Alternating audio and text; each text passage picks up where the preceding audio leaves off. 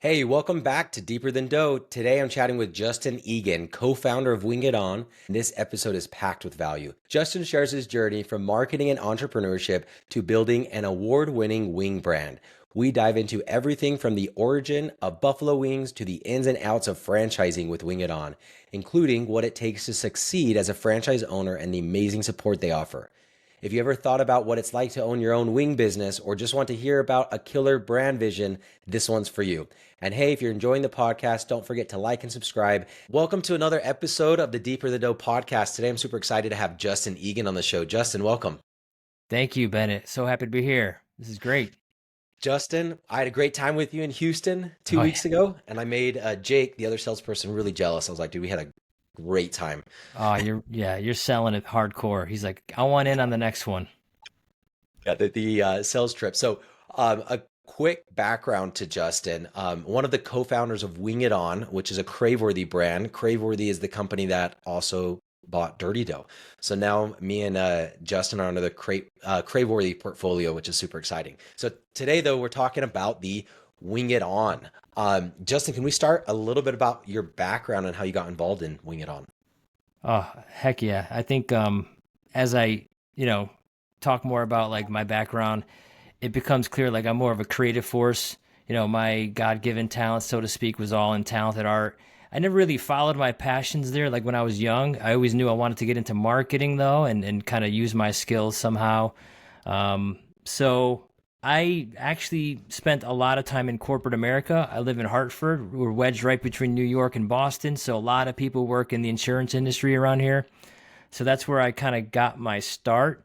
Kind of moved my way up as much as I could, got into marketing, tried different jobs, ended up doing brand management for one of the bigger insurance companies around here. So I kind of like used my skills and my passions in my career, which I was really good at, but I always had this entrepreneurial vein running through me to do my own thing, something driving me to like get out, try something else, do something else. Even if it was just on the side, I didn't even care, like a side hustle. So I ended up starting my own web design business with a partner of mine, and Matt and Sarah, who is my co-founder. He ended up hiring my web company to design the logo and website for his first business that he had with his dad, which was a school supply distributing company. And we did that.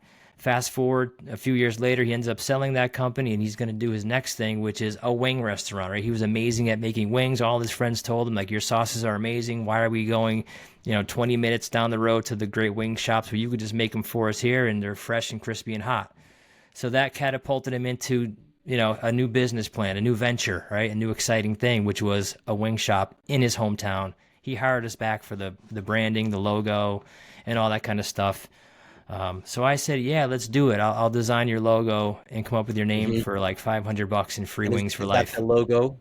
Is that the logo on your hat right now? The original logo. This is actually the Okay. redesigned, more modernized logo, which we could talk a little bit about. Okay. I will get into that because I didn't know Yeah. about that. So everybody loves wings though. I love wings. That's my go-to anytime I go really out to eat when I'm like, crap, what am I going to eat that is not terrible for me? And I don't know, maybe I'm not wings, pure protein and some good fats. For me, I'm like, heck yeah. But with that, wings are extremely popular. So can you talk to me about how Wing It On is fitting into the giant wing space, and what are you guys doing differently than competitors such as a Wingstop? Oh, I mean, there's so much that we do differently because we obsess over this stuff. Like you thought you're a wing fan, like we're obsessed. It's not just the wing. It's like the size of the wing, the temperature of the oil, the type of the oil, how long do you cook it for? What's the optimal crisp level? Like we're trying to recreate that authentic buffalo wing experience, which a lot of people don't know. Real buffalo wings from Buffalo, New York, they're not breaded. They're just fresh, cooked extra crispy. The sauces that go on top of them have real butter, real hot sauce, real authentic spices that, give it that flavor profile, that heat level. And then the third piece, which is the dipping sauces, right? Mhm. Ranch, blue cheese, like there's no preservatives, there's no junk, there's nothing in Wing It On. So like we're really proud to say that we're bringing that epic quality experience to those people who are like yourself looking for wings but want to get them quick but don't want to wait 20, 30 minutes to get a table at a tavern. bring them home to your friends and buddies and tailgate parties. So that's what we do. Awesome. And tell me, okay, I confess to you that I didn't know buffalo wings came from Buffalo, New York until yesterday, until 31 years old. Um, and that was because I was learning about the Wing It On story Yeah. of having the top rated buffalo sauce in the entire freaking country. So talk to me about that. And also, if you want to tell me, I mean, where'd the buffalo wing even come from? Yes. So the Bellissimo family in Buffalo, New York, they were the original owners of the Anchor Bar.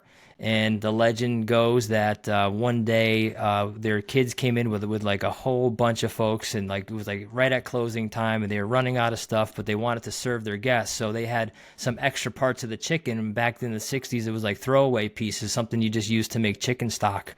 They ended Mm. up just deep frying them and throwing what they had on them to savor them up, and it was like an instant hit. So that's like the birth of the buffalo wing, right? Real hot sauce, Frank's Red Hot, real butter, and a specific blend of spices. But I think for us, the obsession with the buffalo wing came from my partner Matt. Like, he's a culinary guy. He loves to tinker around with flavors, and he came up with all the recipes for the flavors. But he did a lot of research.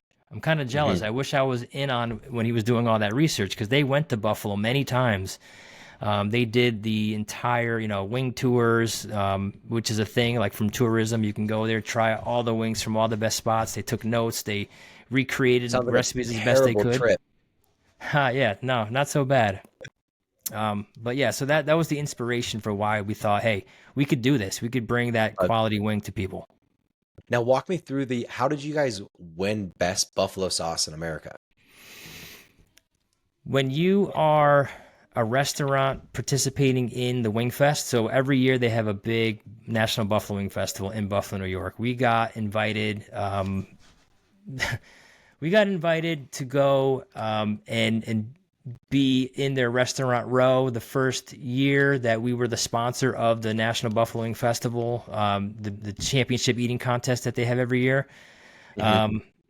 But you can enter in your sauces. If you're there as a restaurant serving your sauces to all the fair goers, like, you can enter them into the blind taste test. And we did that. We entered our traditional medium into the taste test contest, and we won first place. So we were up against Anchor Bar, other legendary Buffalo restaurants, plus all restaurants from all over the world. Like, this is the mecca of the wing. People come from all over the country to enter into these contests and take the hardware. Is it fair to say that this is the largest wing contest of the world then, rather than United States? Yes, it's fair to Probably. say that. All right, then we're saying you are You the winner just of you the just leveled up. world, man.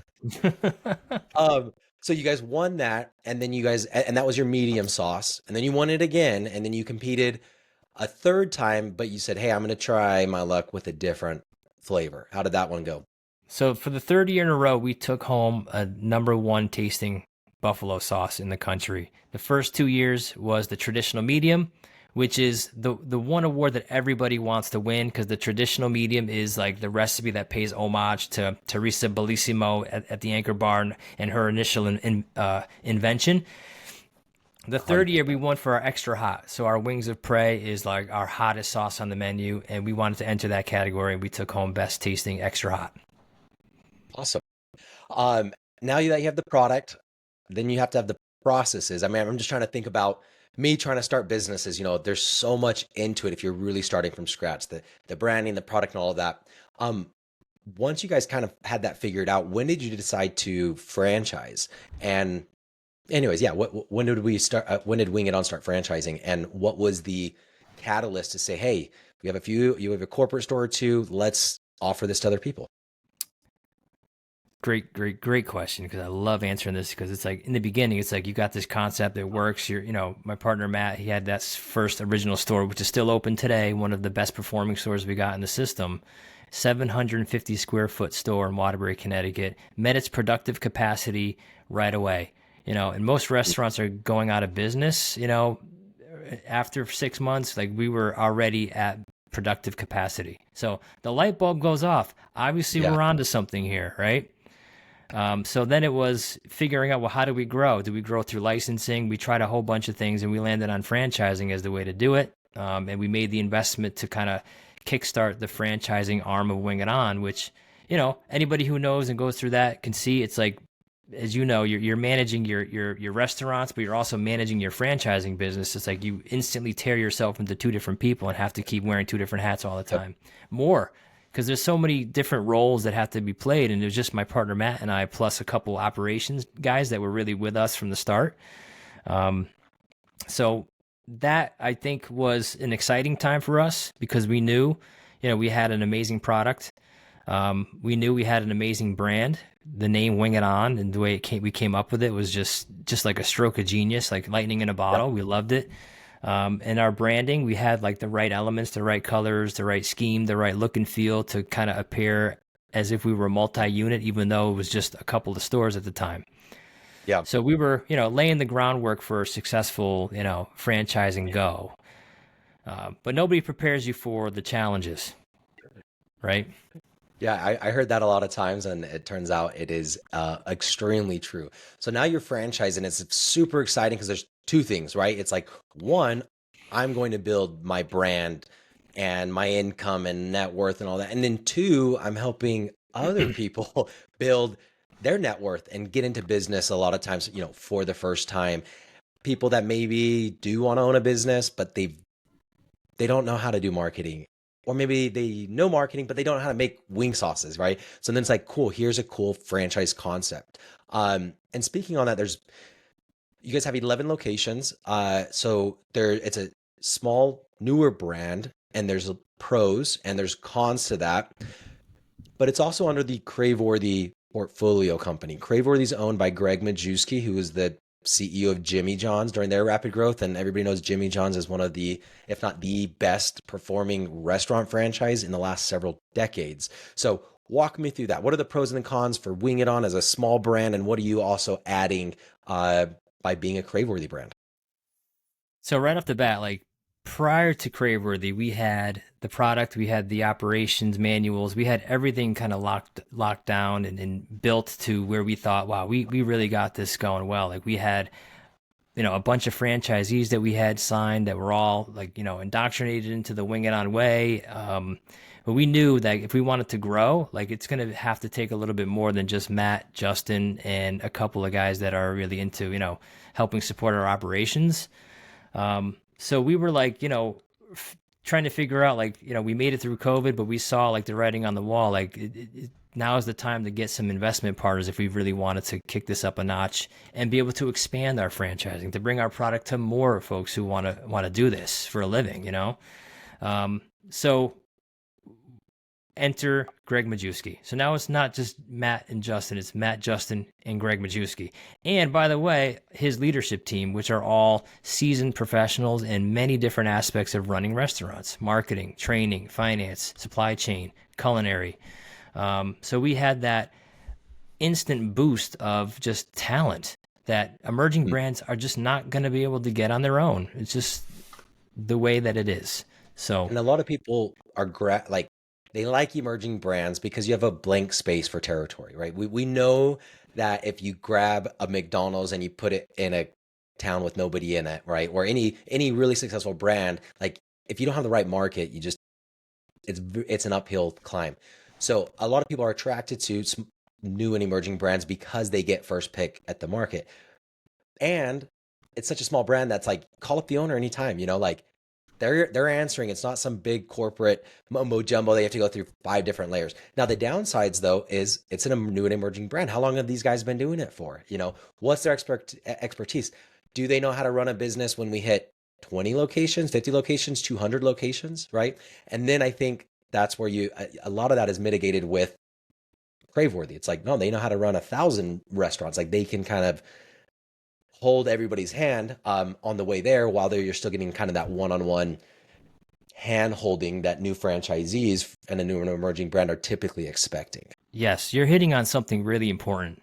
And I think that I don't want that to get lost on the audience. It's like you can't have it all. Like if you're going to pick an emerging brand, you're doing it because of the wow factor of the brand and it's a low cost to get into, right?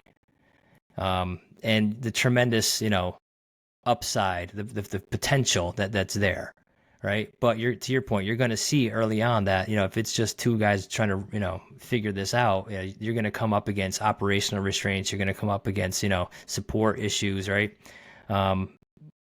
We are keeping true to the emerging brand, wow factor, the emerging brand vibe, the ability to, to your point, just give us a call. Like, you have our phone numbers. You can give us a call and talk to us anytime. But you're also getting, the ability to have a whole team of people swoop in and help you when you need it. And that doesn't just come from, you know, Greg Majewski and his team. It's also like all of our vendors, right? So you need Mhm. help with prices for, third party delivery contracts. No problem. We're going to swoop in and make sure you're getting the best possible rates. You know, And let me cut you off on that one because I didn't know this until I got into in the industry. But typically, you're getting charged 25 to 30%, whatever goes out the door on Uber Eats or DoorDash. Grubhub's closer to 20, unless you're a national brand, or unless your parent company is a national brand or a part of national brands. When Dirty Dough became a Craveworthy brand, we went from 25% fees for those third parties down to 18. It's like, okay, going from 25 to 18, you're saving 7% off of 20. You're like, holy crap, that's a 30% cost reduction. And we saw a lot of those on the Dirty Dough side, being part of, I guess, that larger portfolio. And then you also yep. mentioned pricing. Like, pricing, I saw this with Crumble. You could open up a Crumble for a few hundred grand at the beginning.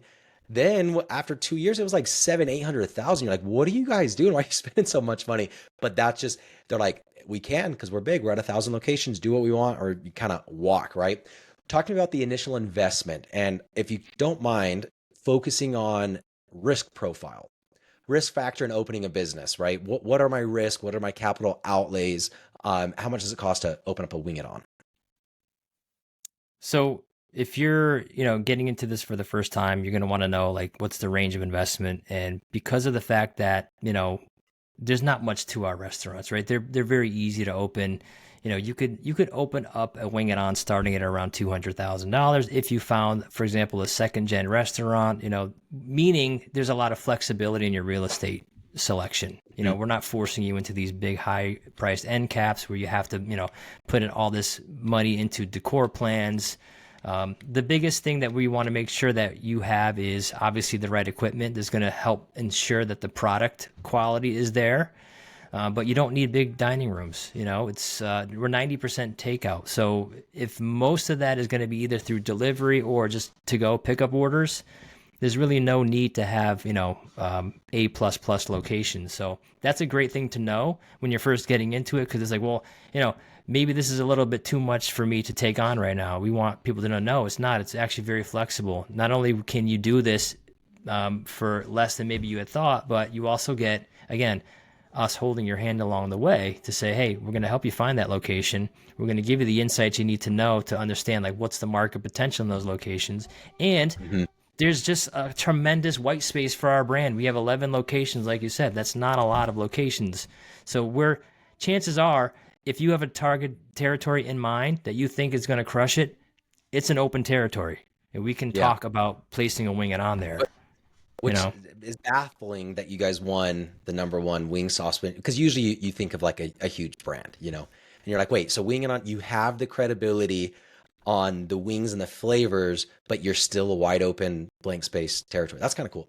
And then on the financing, or sorry, on the funding side, SBA loans obviously are huge for first time franchises, especially in the food space.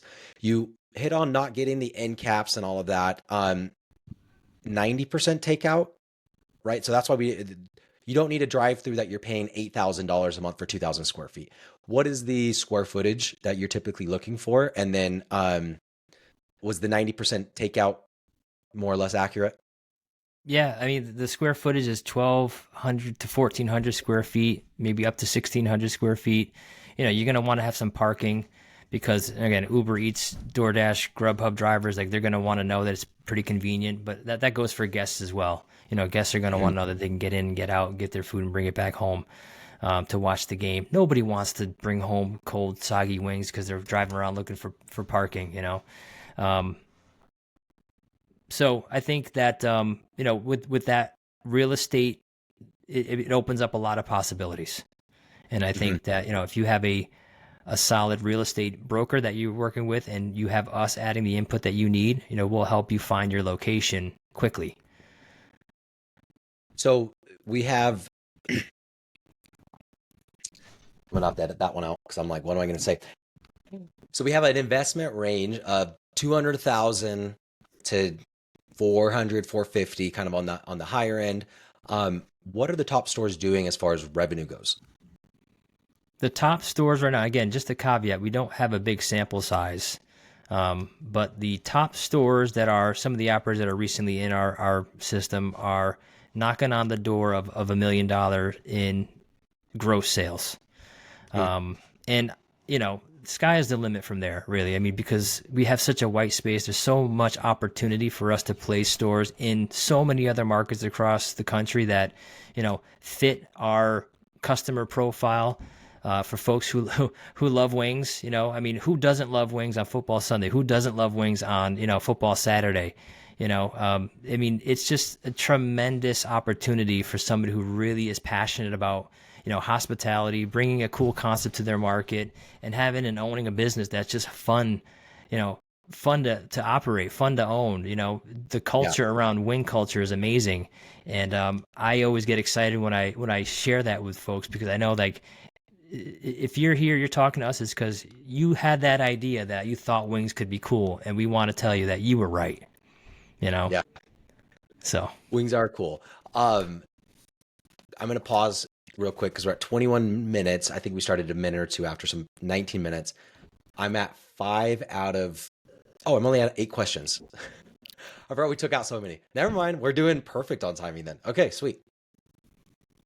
Um, a little bit more strategy side. Franchise support. That's the next question, is franchise support, comprehensive training, ongoing business. Do we want to ask that question? Do you want me to ask that question so you can cater, like we're going to handhold you, or do you feel like you've touched on it enough? ask it. Okay. Um, shit, I don't know what the last thing that you said for a good transition. Do you remember what you said last? It's We were it's fun. talking, it's fun. Owning You wing did say shops are fun. owning food businesses is fun. I loved Yes. owning cookies because you just show up anywhere and everybody's like, "Yeah, I'll talk to you if you give me a freaking warm cookie." So I can't imagine it with wings because then you don't get looked down on for giving them diabetes. You're showing up with some protein. Um, moving on to the franchise support. Um, Talk to me about that. Like, if I'm starting a wing business by myself, let's say I have the brand, I'm not gonna open up a franchise, but I have the brand, I have the recipes, I have the sauces and all of that. Why would I still want to go with a franchise rather than doing it by myself as far as the support goes? I mean, there's a ton of reasons why franchising is the way to go. If you're an entrepreneur, you want to own a business, but you want to kind of cut through, or speed past all of the toiling with recipes and operations and figuring out how to optimize your kitchens and all that. Like, Wing It On has the tried and true operation plan ready to hand over to you. Um, but you don't have to just get a manual and try to figure out how to set it all up. That's not what we're trying to do. We're trying to set you up for success, and that means from day one, obviously indoctrinating you into our culture, our vibe. Like, we want you to become part of the family. Hmm. So right off the bat, it's introductions to our team, getting comfortable with everybody you'll be working with. Obviously, Matt and Sarah and I having giving you direct access to us. But we're going to kick off your site selection. We're going to help you find the right spot. We're going to give you the store design guides. We're going to help, um, you know, help you negotiate the LOI in your lease. We're going to help obviously train you with that first week at our corporate location to really dive deep in the operations and how it all works. And we cover more than just, the cash register and cooking the food. It's even, understanding how we market, understanding, what the grand opening plan should look like, understanding, who the different vendors are for different support that you need, whether it's point of sale, third party delivery, or mobile app or online ordering. Um, All the we million dive things deep into that the you don't think business. about. Yeah, all the things that You like, know, oh yeah, after you sign that franchise agreement, like, oh, this is real, like this is a real business in a box, and uh, you're unpacking it, and you're seeing all the parts to it, and we're going to help you make sense of it all. so you don't But open after up your that, location. Oh, what's sorry. that?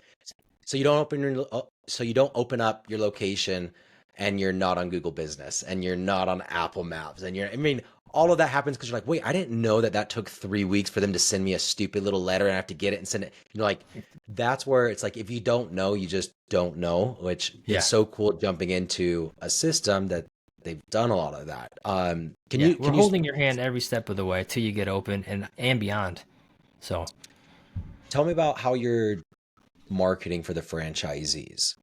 um, Specifically local store marketing. We know that as new and emerging brands, we're not, you don't want to spend money on commercials or billboards, which is really beneficial to the franchisee because that means it's going to their local store marketing. What are you guys doing to support local store marketing? local store marketing really starts with what's going on in the four walls, and we try to preach this to everybody. Like, you're getting your operations right, you're getting your people trained right to make sure like that guest experience is paramount, that we're never dropping the ball when it comes to amazing wings. You know, Mhm. that alone is does so much for your local marketing because you're actually making sure you can deliver on the promise. And before you go broadcasting what your promise is going to be of amazing wings, you're practicing and making sure that you got everything down to a science, right? Day in and day out. Once that's done, then you move on from the four walls to the four blocks. And from the four blocks, you're really doing a lot of local marketing. Maybe it's, um, door hangers, flyers, promotions. You're bringing samples to first responders, hospitals, schools, hotels, whatever it may be, getting the product into people's mouths so that they try it and they know that you're there.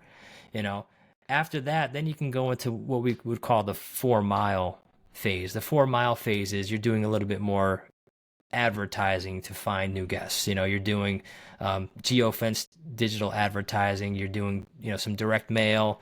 Um, you're doing maybe some yeah, sorry, I'm drawing a blank. Connected TV ads, Mhm. on YouTube, anything to kind of bolster awareness a little bit. But the other piece to it too is third party delivery is a huge advertising channel as well. So that's considered a local marketing tactic as well. Getting advertising and doing promotions on DoorDash, Uber Eats, and Grubhub again to incentivize people to try you for the first time. All those working in concert, including social media, loyalty, emails, and all that, is really like an amazing marketing engine that kind of bolsters awareness and keeps people who have tried you to come back for multiple So visits. I buy a Wing It On franchise. I open up. You just listed all those cool marketing ideas. What's my responsibility versus your responsibility? And a handful of those different marketing tactics.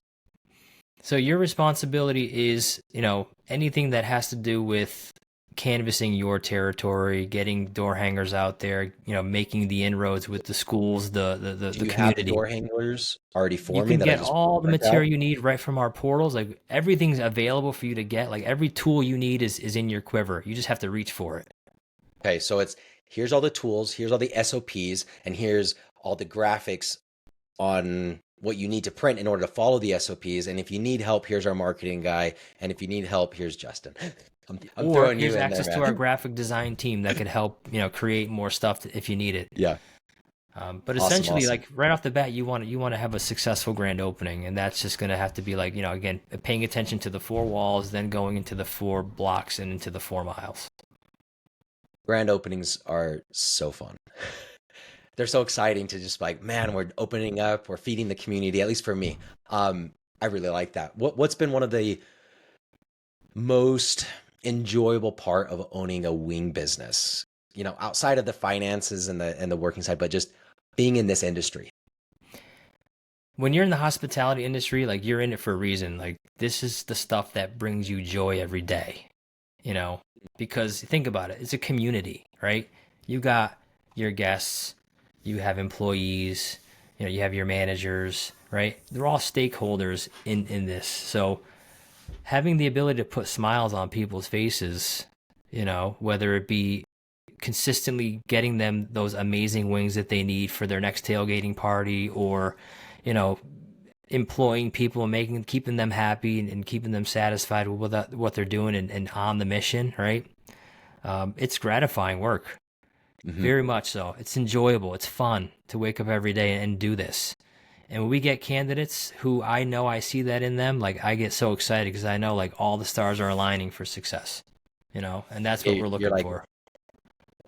the satisfaction you get from having someone consume your product and like, oh, this is good, it's awesome. And then bringing, yeah, I can't imagine Super Bowl comes around. You could get invited to any Super Bowl party without an invite. You just show up with wings. Can you imagine just being like the wing Who's king gonna in your shut the area? door Like on you? you're the Wing It On owner in your area. You're instantly got like wing king status. Like everybody's gonna be coming to you with either questions on how to get wings. How did you make these wings? Oh, can I get the wings from you? And you say, yep, uh-huh. Like just be a Yep, do beacon it. for you know wing enthusiasts in your area. Like The, it's an amazing feeling. the local wing king, I like that. But the downside is you do have to be picky with your friends because you're gonna start getting used for your wings. But I don't think that's a bad thing. No, it's a good Um, problem to have. Talk to me about the lifestyle. Why does somebody want to own a business? It doesn't have to be Wing It On, but business sucks. I mean, it's hard. It's amazing. I love it. It's so rewarding, but it's also very hard. Why do people leave a corporate job? Why did you leave your corporate job to start a business? Out again, just generally not wings. Yeah, I think that I can speak to my own experiences, but I just felt like I wasn't reaching my true potential. You know, Mhm. anybody could have a job. Yep. And you could work in corporate America and you could do what you need to do to get that paycheck and probably stay there for a really long time. And, you know, everything seems hunky dory. But I personally felt like, what are the actual skills and talents that I was given? And how do I actually use those to actually build a life for myself? You know? And until you take the leap of faith to trust that your gut and trust that you actually have everything that you need to be able to live the life that you always wanted to live, you just have to have some guts and just go for it. You really don't know if you'll ever reach your potential. And I didn't want that feeling. I did not Mm. want to look back and regret and say, I could have tried it. Maybe I could have done it, but who knows? I took the safe road all the time. Nothing Yeah, wrong with the safe road. I just personally thought like the safe road is never going to help you. You're never going to become battle tested and know what you're really yeah. made of. So a lot of that, I mean, to me, that's like you.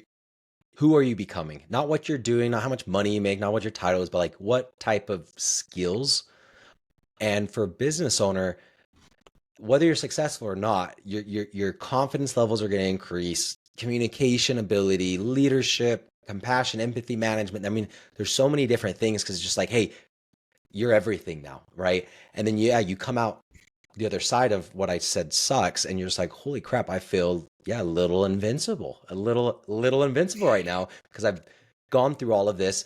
And then that satisfaction also of just like I am my own boss. I can cancel this meeting if I need to cancel it. I can ask somebody else to do it if I'm not going to miss soccer games. I'm not going to miss my kids' graduations. I'm not going to miss anything because I'm the boss and I ultimately am going to make that decision. Now, that doesn't mean that's what happens. I would say a lot of people still jump into the business and then forget why they jumped into the business, which is typically to free up time to then be with their loved ones. And then they sacrifice time with their loved ones. But if you do it right from the beginning, I think it makes for such a cool lifestyle, and a cool family business. If anybody has kids, like if you ask my kids what they want to do, they're 5, 6, no, 7, 6, and 3. All three of them will say they want a dirty dough. They don't even Yeah. know what a dirty dough is, Yeah. but they like cookies and they like the business kind of entrepreneurship. So I think there's a lot of that as well that people get in owning any type of business. So it's not a 9 to 5. It's just it's a lifestyle thing. Like you wake up in the morning and you have a day. How do you want to spend your time today?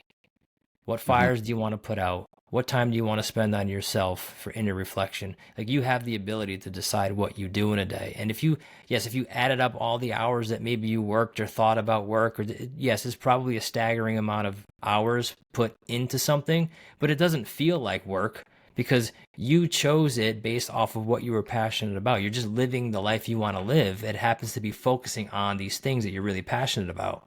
Just as much as I'm passionate about my wife and my kids and my family and their health and their, their goals and activities and whatever it may be. It's just part of life. It's not like segregated of like, oh, I'm at work now, but I'm untouchable. You can't bother me. And then when I come home, Yeah, then I'm dad. It's just I'm me, and I focus I on like that a everything. lot. I have the ability to respond to everything that I need to respond to. Yeah. It's a good sense of Um, and, control of your life. and with that, I think that a lot of people like they obviously we want that control, but there's also that desire, longing for to be part of something bigger, to give back, to help people, but we don't know how. And donating wings, cookies, whatever business you are in, um, to your kids' soccer games feels amazing. You're like, I'll bring the treats every week. Like Hmm. I love bringing the treats. I to this day, 3 years in, I've never turned down the opportunity to sponsor a nonprofit. And just giving them cookies for free. Anybody reaches out, if it's a nonprofit, doesn't matter how many cookies, whatever. It's just yes, we'll make it work. And that is really cool to be able to like somebody reach. Can you support my son in his football program? It's like no, I work for an insurance company. And there's not, like I don't really want to pay money out of my pocket. Oh, but my business, yeah, we'll give you a few $100 for a banner if you'll advertise, and then we can maybe sell our product at the games or do boosters. I mean, there's so many different cool things that you can do in the community. Love to hear, is there anything that stands out to you, or what have you enjoyed about the community aspect from business ownership? Well, I think that there's no shortage of opportunities, to your point, to give back. I think that it really helps when you can really get behind a couple of them and sort of make it your mission. I think that's what Wing It On did early on with the Susie Foundation. So our operator in our original store, um, Diane and Sarah, she is still to this day adamant about supporting the Susie Foundation because we had been supporting them since day one. Ryan Matthews, whose mom was Susie, she passed away early, much earlier than he would have wanted her to pass away, because of complications with ALS. And the Susie Foundation helps support families who have loved ones with ALS to give them the tools, the resources, the grants, etc., to help them care for the patient better. Mhm. And I think that having and Ryan actually he was a cook at the first Wing It On. So there's like again, it goes back to community. People people you meet, people you come across end up doing these amazing things and need help to be catapulted. And if you have the ability to do it, do it. So Mhm. that's what I've taken away of it. Like we think we can't respond to everything, but we do have the ability to really make an impact if you just choose to. Just get out there and start trying. So with that, who makes a good candidate for a Wing It On franchise and who doesn't? Yeah, I think for us and where we're at, like we are at a really critical spot in our growth. You know, we have 11 locations. We've partnered with Craveworthy Brands, so we have tremendous resources behind us to help plan our growth and where we want to grow. The only and right size anything in our operations. And so we mentioned the logo, right? So this is one thing that Craveworthy did. They helped us kind of think through our decor plan, our logo, our branding, just to make it like lights out, amazing, multi-unit level, ready to rock and roll. Right? That was one of the earlier things that we did. All these things fell into place, so now we're just ready to step on the rocket boosters for Wing It On. Okay, and the only thing that we're missing is amazing operators who want to open up their stores in amazing locations because there's tremendous white space. You name a location you think a Wing It On would thrive in, and chances are it's an open territory, and we can talk about placing a Wing It On there.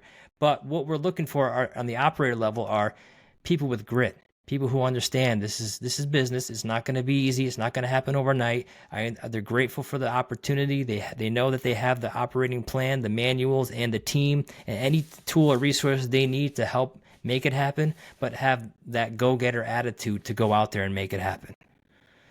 So I if love you that. don't have that attitude, you don't have that perception. If you're just looking for it to be just a passive invest kind of opportunity, we're probably not the right candidate for us. There's a book called the 10x rule. I'm going to scale it down to the 2.5x rule. And it's anything in business, probably in life, is going to take 2.5 times longer than what you thought, or 2.5 times more expensive. And there's just all these issues that come up, which come up every single day in everybody's life. But yet we're still surprised sometimes. Anyways, so if I'm hearing you correctly, it's the people that realize that and are going to push through it anyway. There's unexpected challenges, creative problem solving, working with the Wing It On and the Craveworthy team in order to just keep going, just keep going, just keep going. Try the next idea, and I guess stay on top of the innovation and the creativity side. We are the creators of our world. So yeah, if you stick with it, it will happen for you. You know, the model is perfected. We understand what it is. Pro formas, there is profitability built in. All we need now is obviously, operators in the right markets applying that model to their areas with all the tools and resources that we have available. You know, um, we have a franchisee in outside of Raleigh, North Carolina, who looked at all the different wing brands and said, I got to pick the right one for me, and fell in love with Wing It On because of the branding, because of the menu, because of that the authenticity in the flavor profiles, but also because of Matt and Justin and the Yeah. responsiveness and the tools and everything that is available to them, and just made him feel like this was overwhelming the right choice for him. And we want to recreate that with everybody because we know we can Hmm. do it. Yeah. Um, Risk mitigation. I want to talk about that one more time as we come to a close. Two ways to mitigate your risk as a business owner, right? You want to lower your costs and your fixed expenses, getting a smaller square footage, things like that. But you also want to increase your revenue. Craveworthy Brands is doing something pretty cool with virtual brands. Again, I don't want to get into it too much, but I have a Wing It On. I already have fryers, I have oils, I have what I need. How do I maximize the dollar per square foot with the existing employee square footage and equipment that I have? Um, give me a little teaser on Yeah. what So this Craveworthy is is a doing there. perfect example of why being within the Craveworthy system just blows away opportunities with other brands, right? You have an amazing culinary team, right? Who's able to, on a fly, can create brands, can create menus, can source all the food, from the suppliers at the best possible discounts that you could never have been able to do on your own, right? So they take that knowledge and they invent virtual brands, which I, as an owner of a Wing It On, could sell my wings, could cook my wings, could do everything I need to do to produce the product that I'm promising. But I can also use the same equipment, the same labor, the same tech stack to leverage or launch a separate brand, a virtual brand that's not just living on third party platforms, but also lives in my restaurant too. It's called the Nomad Dog brand. It's a world influenced hot dog brand that is using everything the same to create, except a few different SKUs and some different packaging to be able to deliver either third party or even direct through our online or mobile order channels. So it's like a virtual brand, but also a co-branding opportunity to boost your top line sales. It's an Yeah. amazing opportunity, and I'd be happy to talk about it more with folks if they wanted to see what that was all about. And Nomad Dogs is just one of the options. There's other pieces of equipment that you can add different types of brands, whether it's two franchise concepts kind of side by side or one franchise concept like a Wing It On plus another exists. You're already ordering from Cisco. Just order another SKU item, throw that sucker in the same fryer with your same employee and your same point of sale system, and get an extra $20 every hour. Well, you know what I mean? It adds up and it makes a big difference, especially because your fixed costs are already covered, which I think is so important. Yeah. So Um, right now it's Nomad Dogs, but there are more brands in development that could easily be just layered right on top. Like we have the playbook rocking and rolling. It's just all about perfecting the menus and getting some buy-in, and you could have multiple brands. yeah. Well, what's the vision for Wing It On? And you got Wingstop, they're giant, they're pretty much sold out of territory. Um, who's the number two? Well, if you ask me, nobody's going to make a better number two than Wing It On. It's a And really cool opportunity right now. That's yeah, like there's a number one player, and there's wide open space for the number two Wide open player. space. There's a number of brands in the And running, but none of them have the backing of Craveworthy Brands. None of them have the leadership of Greg Majewski. So, yes, there is no number two wing joint in the country yet. And Wing It On is going to be the number two within the next few years. And the reasons are clear. I mean, no other fast casual wing joint has the claim of having America's best buffalo wings like we do. 3 years in a row, taking home that trophy at the mecca of the wing, the biggest wing fest in the world, arguably. No other wing brand has Craveworthy Brands and the leadership of Greg Majewski, the former CEO of Jimmy John's, and his leadership team helping to swoop in and solve the major issues that most restaurants have, to be able to help us scale. And, the third thing is like, there's just, you name a territory with, population density where you think a Wing It On could thrive, chances are it's an open territory and we could talk about putting a Wing It On there. So that scalability factor is just there. The brand wow factor is there. The brand story is there. We have what it takes to really potentially capture, the hearts and eyeballs of wing nuts across the country. And that's what we're looking to do over the next couple of years. And we're excited. and stomachs. Can't forget And about the stomachs, stomachs. man. Well, Justin, this was awesome. Thank you for jumping on and sharing the Wing It On story, as well as your background. Where can our listeners connect with you? So obviously you could check out more about our brand at wingiton.com. You could click on the franchising tab if you wanted to get in touch with the franchise development team. If you wanted to connect with me, I'm mainly on LinkedIn. You could find me on LinkedIn, Justin Egan. Just type that in the search bar. You could find me on Instagram at JUTTEM. You could find me on Twitter at JustInnovate. That's where I hang out most of the time, so I'm sure you could find me. Hey, awesome. Justin, thanks for jumping on. Thanks, Bennett. Had a blast.